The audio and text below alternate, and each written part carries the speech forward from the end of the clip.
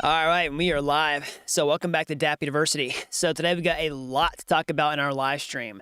So the Ethereum merge is happening very soon. I believe we're 55 days and counting. Let me actually just check the thing here. September 19th here, 19th. Actually had it pulled up here. Let's see, September 19th. We are 53 days until the Ethereum 2.0 merge. And there's so much riding on this. This is a really make or break thing for Ethereum over the long term. There's so many new changes coming down the pike. And one of the big questions that I get all the time is, are you actually going to get free coins for the Ethereum 2.0 merge? When this thing forks into a new chain, are you going to get free cryptocurrency in your wallet? And if you've been watching this channel at all, I've been saying quite a bit that I didn't think this is going to happen, but it looks like there might be a possibility that we actually see another ETH fork where you get some free coins. So let's talk about that in this video. We'll look at a lot of other news updates that have happened in the space since yesterday. Again, we do these live streams Monday through Friday on this channel. Just subscribe, turn on notifications. You're going to find out about this whenever we go live. We're going to answer some of your questions and a whole lot more. So if you're new around here, hey, I'm Gregory. On this channel, I turn you into a blockchain master. So if that's something that you're interested in, then smash that like button down below for the YouTube algorithm and subscribe to this channel. And if you want to learn how to master blockchain step by step, start to finish, then definitely head on over to dappuniversity.com/bootcamp to get started today. All right, so we got people jumping in the chat here. We've got Jaya, THX like this. See here, Shia Roth, hope I'm saying that right. Automatic Beats, Muhammad, MC, Satyendra, hope I'm saying that right. Awesome, welcome. So let's jump into this.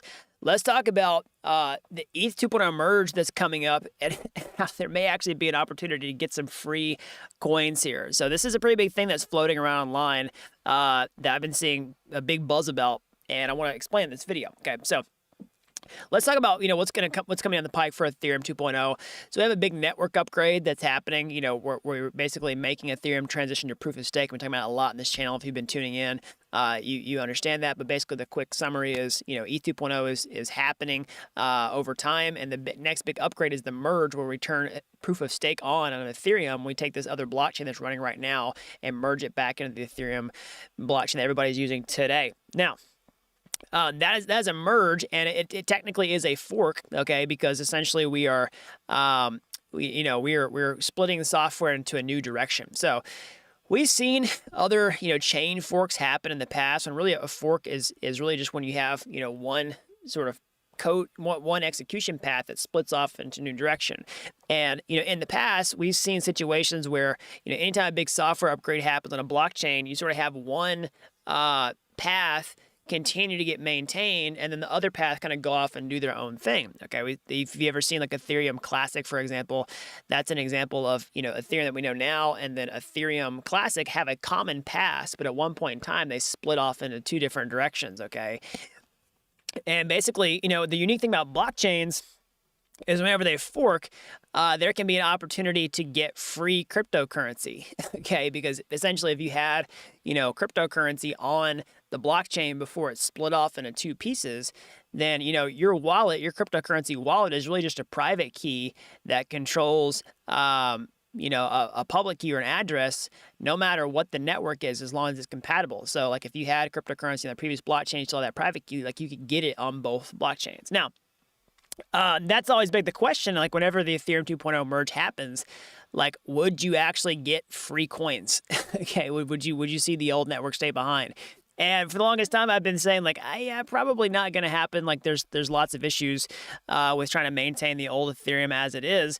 But we're already starting to see, murmurings of forking ETH, all right, to keep it proof of work, and with one of the big goals of getting free cash. Now, the devil's definitely in the details on this type of thing, so I want to talk about that in this video, how this, this could happen, but it's also harder than it sounds. So let's kind of look at this. So basically, like, one of the problems with forking Ethereum right now is technically anybody could do it. Like you could take Ethereum, an Ethereum client, and essentially get the entire state of the blockchain and then, run it yourself. But you'd have one node, or you could convince, 10 other people to do the exact same thing, but then you have a blockchain, with 10 nodes. But okay, let's say you could expand that and even more and get thousands of people to do it. Okay, now you have a blockchain of thousands of nodes, but you still have a problem with running Ethereum itself, which is the network effect of all the applications on Ethereum and how it's supported with other things. So, for example, one of the big problems with seeing an ETH fork like this is, let's say that you got free cryptocurrency with Ether itself. Like, let's say that you got the actual cryptocurrency that you pay the gas fees in to, in your wallet. Okay, so the problem with that is, what are you gonna like? There's a lot of people say that if this were to happen, like, how would you actually use that? Because part of the thing that gives cryptocurrency value is the network that it's supported on and what you can do with it. So I see a lot of takes online where people are saying, yeah, if I get free Ether whenever it forks, then I'm going to instantly just like dump it and sell it. But you have a problem, which is like, how are you going to do that? Because you have only a couple options. You could take that Ether and then try to sell it to a stable coin. But the problem is, if you fork that network and it's got all these different apps on top of it, stablecoins and cryptocurrency, and you sell it over to a stablecoin, well, that stablecoin is not necessarily stable, because one of the things that gets stablecoin backing is the actual issuer. And the issuer, if it doesn't support that stablecoin on that chain, then you're not going to be able to really sell it into a stablecoin. The other thing is, like, if you wanted to take that Ether and then go instantly sell it on a regular cryptocurrency exchange, like a centralized cryptocurrency exchange, you don't necessarily have deposit and withdrawal support on that exchange itself in order to honor that cryptocurrency. Now, there could be incentives for some much smaller, cryptocurrency exchanges to quickly support that blockchain to try to get a cut of those trading fees, but it's not like you're just, if someone are able to successfully create an ETH fork, you're instantly just going to get free coins and have instant liquidity to that, because even if that exchange supports it, you may not have the depth of the order book in order to actually absorb the type of selling activity that you'd want to do with any coins that you might get free in your wallet. So I bring it up because there's a lot of attempts now trying to seek an opportunity to fork ETH and create a new network like this, but there's a lot of barriers to doing it. And part of that points back to the value proposition of ETH in the first place, which is, the rich network effect that it has of applications on top of it, all the utility that you can do with Ether, the asset itself. And simply just forking it like this would present a ton of challenges to actually point that out. Now, it's like it can't happen. Like, you might get free coins whenever something like this happens, but the coins themselves may be really hard. Like, there's a long road ahead of you to getting actual value and utility out of those coins. So somebody's talking about Ethereum Classic and the hash rate, what's going up right now. Yeah, we are starting to see a significant amount of activity with Ethereum Classic pre-merge, because one big part of the equation is basically what's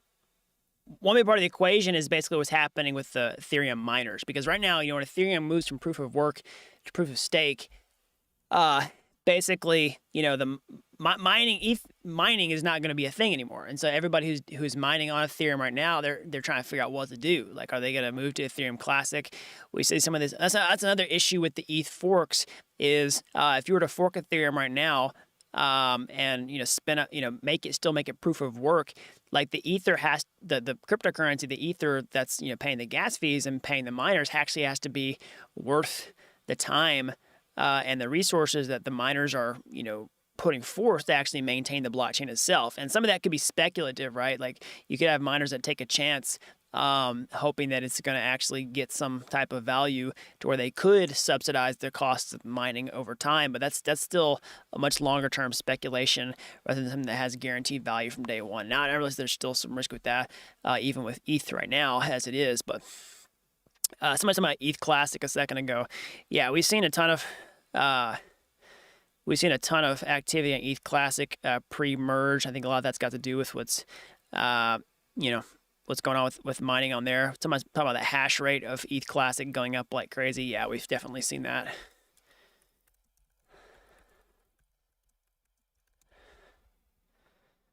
Let's see, actually pull it up here.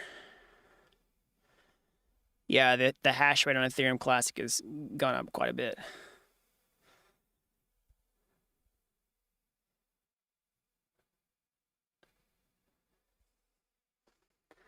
So what was the comment about that? Was the ETH Classic will not be able to handle the hash rate after the merge. That was one comment here.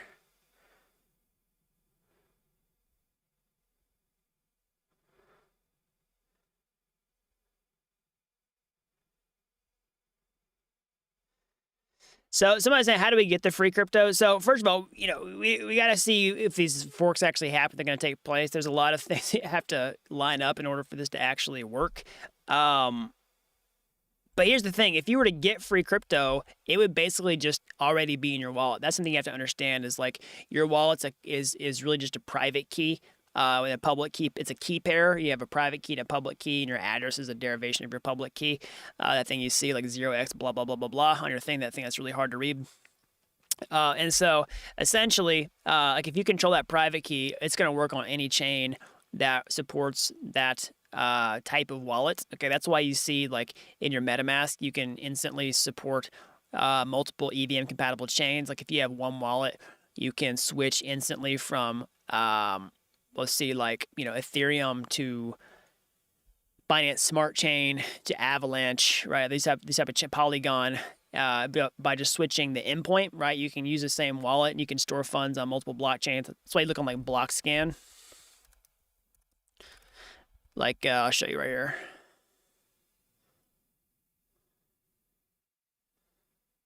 Or look at the Etherscan. Like sometimes on Etherscan, let's just look at just some random. I'm just gonna look at a random wallet here. Address. You look at this thing. It says click on addresses on other chains. You can okay. So these are the different. This is a test network, but Polygon scan. So you can see like Polygon supports the same type of wallet. So if you control the private key to this address, then it automatically lets you sign transactions on that other network as well. So that's why it's because you basically control that wallet. So if you were to see an ETH fork that uses the exact same encryption for the wallets themselves, which I don't see why it would change. I mean, it's going to be basically Ethereum. Then all you have to do is have a wallet that had Ether in it or other tokens, even if those were honored, and then you would, get those coins for free. So the other thing is, if this were to actually successfully fork, this is not the type of thing where you would get free cryptocurrency if you were holding funds on an exchange. Like you'd have to control them in your own wallet, self-custody in order to do this, because an exchange isn't going to just like magically deposit new coins into your account, because they technically control all your cryptocurrencies you deposit on there. It's really just an IOU, and you have an account for that. So you would need to have the ETH or the other tokens in your actual wallet in order to get that.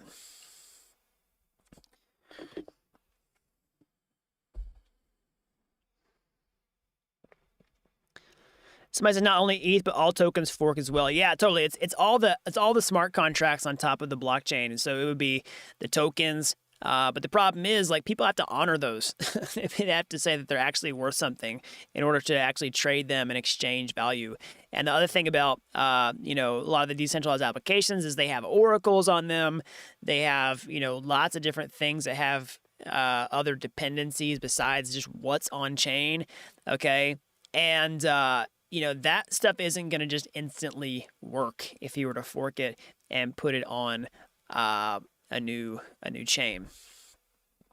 The bridges, right? Like the other thing is, like, some people are like, oh well, yeah, I would just swap my ETH to USDC and then bridge my USDC over to ETH and then I'd have free money. It's not going to work that way, because you're not going to have native bridge support out the gate like that, and there's a lot of hurdles to overcome to getting this.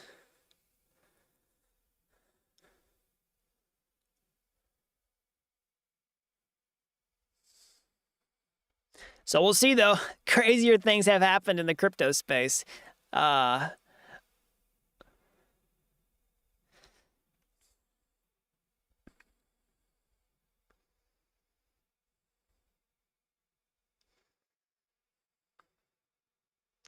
So that being said, we are really in the final countdown for the Ethereum 2.0 merge. Okay, so let me just pull this up here.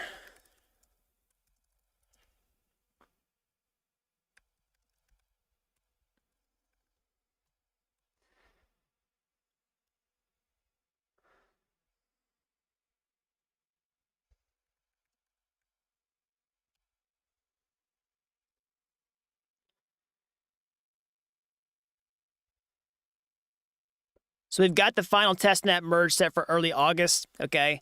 Let's see. The Goerli testnet, I hope I'm saying that. I always say it wrong. I hear people pronounce it different ways. It's kind of if you speak English natively as an American, it's kind of an awkward word to say. Deployment. So the final testnet be completed prior to Ethereum's much anticipated transition to proof of stake will occur next week. Okay, based on the announcement from the Ethereum Foundation. So this is going to be first week of August, between August 6th and August 12th. Okay, so it's actually a little bit more than a week, but very, very, very soon. And that puts us in the final countdown for the Ethereum 2.0 merge, which, like I said at the beginning of this video, is going to be in 52 days. Okay, I think I may have said 53. It's 52 days. Okay, 52 days till September 19th, which is the advertised day. Now, of course, that also has some caveats. We have to make sure that this final testnet gets merged properly and then it runs through without any significant issues. But we've had several other testnets do this successfully with no issues. So let's just, fingers crossed that it'll go smoothly. And then once that's done, there's really, there's minimal things left, but just to wait and then successfully execute the Ethereum merge. So, there's always risk going into this. It could always see things get pushed back. The merge itself has, execution risk within itself, but I'm cautiously optimistic about the situation. All right, everybody has to understand what the real risks are, but they do exist. But like I said, I'm cautiously optimistic here. And we saw an interview a couple days ago with Vitalik. That was definitely highly recommend checking it out over on the, just pull it up here.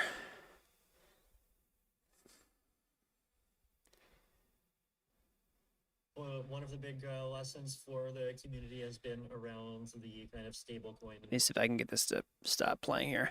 Pretty good interview with Vitalik over on the Bankless channel. Definitely go check that out if you haven't already. Let me just pull it up. Talking over at ECC, talking about some of the final things before the Ethereum 2.0 merge. The title of the video, of course, is the merge isn't priced in. So that was pretty good. He said that in the video, and he was basically alluding to the fact that a lot of optimism and momentum from the Ethereum community that really hasn't sort of really come to fruition pre-merge, and that once the merge happens, that's going to be a huge catalyst for just the adoption and development of Ethereum. And I think it's kind of a double entendre. I think he's also alluding to price as well, but I think the thrust of what he was saying had a lot more to do with the sort of gusto of the Ethereum community, which is big because a lot of this stuff follows the developers. It follows the progress of the technology in the space, and you need that in order to really keep that momentum going, keep that exuberance like crazy.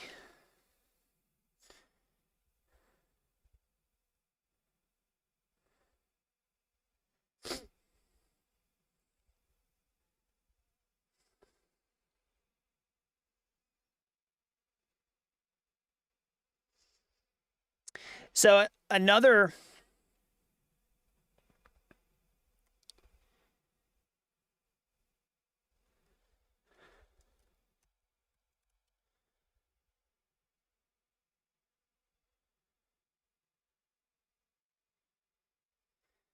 So speaking of the merge and all the things that are going on within the crypto space, we are seeing definitely some green on the charts that kind of defies some people's expectations. Yesterday in the video, yesterday in our live stream, we talked about how we got a consecutive second quarter of negative GDP print, which anytime you see that essentially signals a recession. Okay, and we've talked about the caveats in that, where there's a lot of people who will say, well, that's not technically how you measure a recession. Like you gotta figure out all these other things. We have to wait for the right people to actually tell us whether we're in a recession or not. But I've been saying, like, if it looks like a duck, walks like a duck, quacks like a duck, like it's a duck. And the two quarter rule is sort of a rule of thumb that a lot of people are going to play by. And so anyways, we talked about that yesterday in the stream. And I think to a lot of people's surprise, we're seeing a rally across crypto and other risk assets. Okay, so we talk about some potential for that. Where we got the expected rate hikes that we were expecting. Okay, expected rate hikes we were expecting. We got the 75 basis point rate hikes from the Federal Reserve that were within people's expectations, and ultimately at the end of the day, that markets don't like uncertainty, and that uncertainty is behind us. It's in the rearview mirror. Okay, and we saw sort of a rally based on that. Same thing with the GDP numbers. Now we sort of get confirmation of what we kind of already knew. Okay, so and then the other factor is basically markets leading the economy, not the other way around. But one thing that is a viewpoint, okay, that is floating around online is that essentially the sort of the language that was said in the Federal Reserve meeting, the press conference, was more dovish than people than expected, and that there's a potential for a Fed pivot or a soft pivot. Okay, so what does this mean? Well, essentially, we've been kind of in this massive headwind for the entire crypto space, stocks, et cetera, since the beginning of the year. A lot of that's had to do with broader economic forces, okay? And then also the central banks tightening of monetary conditions to try to slow down things like inflation. And, essentially that's cause for economic monetary tightening, or tightening of monetary policy, I should say. And, that's always led to the question, okay, if once we get to the finish line of that, will we see some sort of reversal in that policy to become less tight and more, expansionary, kind of like the environment we've seen, largely over the past decade or so? And that's essentially what the Fed pivot is, basically moving from, an aggressive tightening stance and continuing off that direction, and then just reversing course, sort of easing off the gas and going into a much smoother course. Now, so the viewpoint out there online is that essentially what happened in the past few days was a veiled pivot sort of in Fed speak that you have to decipher, and is not as obvious as other people were saying. And we're starting to see some reaction in the marketplace to that type of thing. Now, I'm a little bit skeptical of that viewpoint. Okay, it's really hard to tell. But in the short term, it looks like that could be an explanation for why we're starting to see this type of snappy reversal, despite getting some pretty bad numbers from economic, the GDP print. So that being said, if that viewpoint is right, and we actually have seen sort of like a soft Fed pivot, of course that would be bullish for crypto, probably at least in the medium term, short to medium term.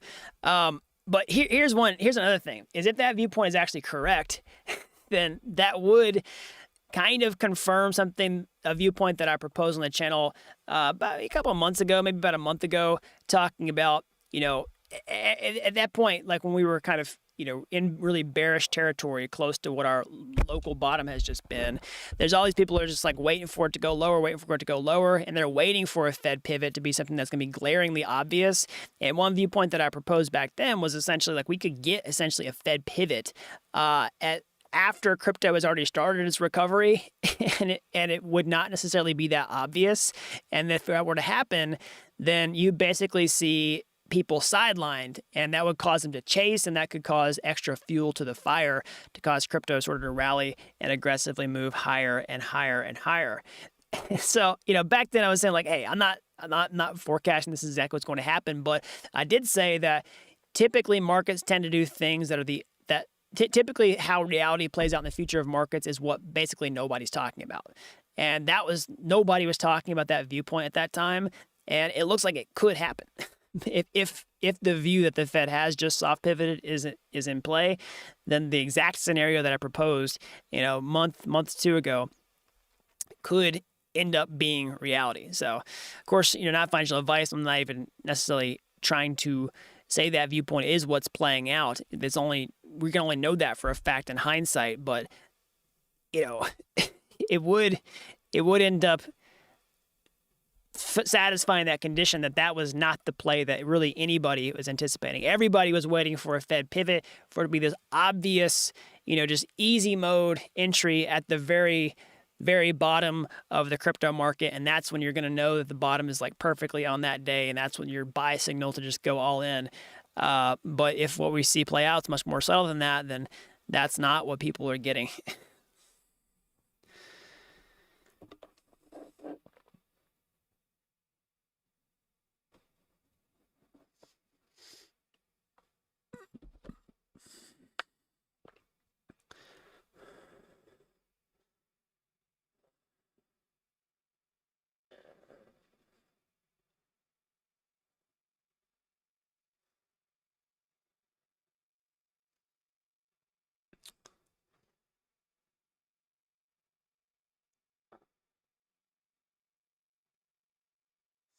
Let's see here.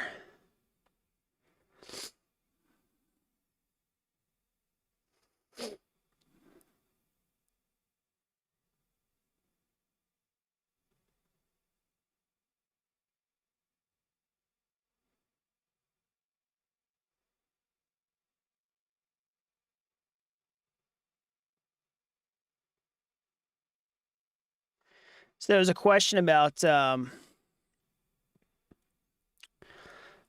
see here.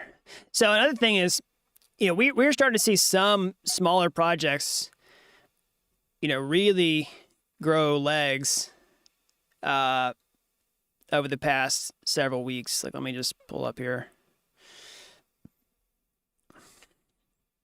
Of course, it's not financial advice, but definitely some coins I've been watching recently have been what's going on with the Optimism token. Okay, so Optimism we talked about a lot on this channel is the native token for, or it's the protocol token, I should say, for the Optimism layer 2 scaling solution. Okay, we basically seen Optimism do a 3x in the last 2 weeks, right? Sub 50 cents all the way up to $1.70. We're going back to like airdrop prices and beyond.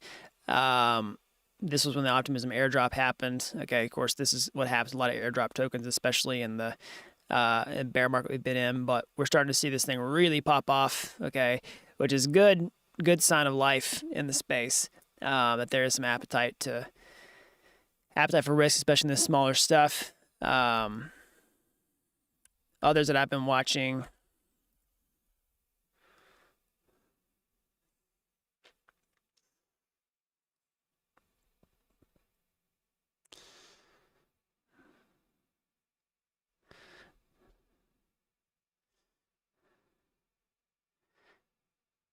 Been watching what's going on with the Velodrome. It's been pretty crazy. I've been watching this project for a while now. Yeah, there's definitely there's definitely signs of life in the space, especially kind of under the radar, and a lot of these projects that are gaining communities on chain. That's the crazy thing about DeFi is a lot of this stuff can grow without the support of centralized exchanges. Of course, you can list them on a DEX. You can use them on, and all the layer 2 ecosystems are growing like crazy, and that's definitely a space that I'm watching inside of Ethereum, ahead of the merge and beyond. Because that's the idea to understand. A lot of people think that if ETH 2.0 merge is going to fix Ethereum's gas fees, it's not. Okay, that's what layer 2 scaling solutions are for, and those essentially have their own networks within themselves.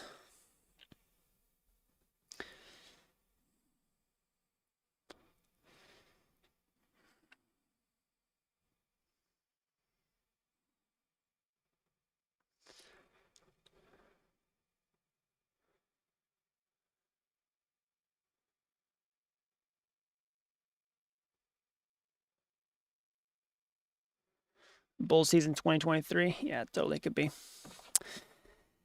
All right, everybody, that's all I got for today. As always, smash that like button down below for the YouTube algorithm. Subscribe to this channel if you haven't already. Daily updates videos out, so the more people learn about blockchain. And if you're as fascinated with this technology as I am, you want to get your hands dirty, how can you get started today? Well, you can go to my YouTube homepage. You can find my free courses there. They're like Udemy courses, but they're totally free. And if you like those and you want to take the next step, or hey, maybe you'll take a master shortcut entirely, I can show master blockchain step-by-step start to finish over at dappuniversity.com/bootcamp. You have to be an expert to get started today. Help people with zero coding experience become real-world blockchain developers in a matter of months. So that's all I've got. Until next time, thanks for watching Dapp University.